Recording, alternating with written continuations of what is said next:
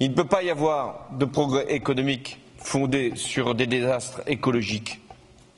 Il ne peut pas y avoir d'avancées scientifiques qui seraient simplement fondées sur un désastre environnemental. Nous avons donc le devoir de nous mobiliser et la France elle-même fera tout ce qu'elle pourra ici, dans cet extrême nord de la planète, pour agir.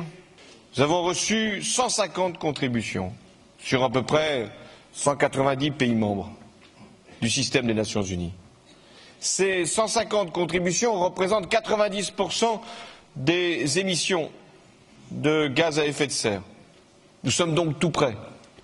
Quand on fait l'agrégation de ces contributions et même leur vérification, il est clair que nous sommes encore au-dessus de 2 degrés quant au réchauffement climatique qui pourrait être constaté d'ici la fin du siècle. Il nous faudra ajouter à toutes ces contributions, tous ces engagements, une clause à Paris. Et ce sera d'ailleurs le signe de cette volonté d'un accord ambitieux à Paris. Cette clause, elle introduira une évaluation, une révision des engagements, de manière à ce que tous les 5 ans, nous puissions savoir où en sont les différents États, les différentes actions et comment nous pouvons encore renforcer un certain nombre d'obligations. Rien n'est acquis, mais tout est possible.